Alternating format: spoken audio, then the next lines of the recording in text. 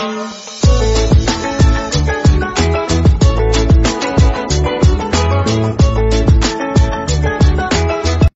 The lord. ప్రభువైన యేసుక్రీస్తు వారు ఈరోజు మనకు అందిస్తున్నటువంటి వాగ్దానం యోబు 11వ అధ్యాయం 5వ వచనం. దేవుడు నీతో మాట్లాడిన మేలు. జోఫరు యోబుతో మాట్లాడడం. అప్పుడు నయమాతి దేశపు వాడైన జోఫరు యోబుకు జవాబిచ్చాడు. ఈ మాటల ప్రవాహానికి జవాబు ఇచ్చి తీరాల్సింది. ఈ వాగుడు అంతా కలిసి యోబు చెప్పింది సరే అనిపిస్తుందా లేదా? యోబు, నీకు చెప్పేందుకు మా వద్ద జనాలు లేరనుకుంటున్నావా? నీవు దేవుని గురించి నవ్వినప్పుడు నిన్ను ఎవరు హెచ్చరించరు అనుకుంటున్నావా? యోబు, నీవు దేవునితో నా నమ్మకాలు సరైనవి కనుక చూడు నేను పరిశుద్ధమైన వాడినే అని చెప్తున్నావు. యోబు, దేవుడే నీకు జవాబిచ్చి నీవు చేసేది తప్పు అని చెప్తే బాగుండని నేను ఆశిస్తున్నాను. అప్పుడు జ్ఞాన రహస్యాలు దేవుడు నీతో చెప్పగలడు.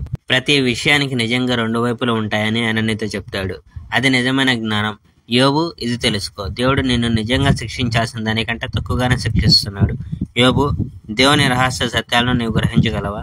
సర్వశక్తిమంతుడైన దేవుడి గొప్పదనాన్ని, శక్తిని చూపించే హద్దులను నీవు గ్రహించలేవు. అతని జ్ఞానం ఆకాశమంతా ఎత్తైనది. ఆ హద్దుల సమాధి లోతుల కంటే లోతైనవి, కానీ అది నీవు గ్రహించలేవు. దేవుడు భూమి కంటే గొప్పవాడు, సముద్రం కంటే పెద్దవాడు. దేవుడు ఒకవేళ నిన్ను బంధిస్తే, నిన్ను న్యాయస్థానానికి తీసుకుని వస్తే ఏ మనిషి ఆయనను వారించలేరు.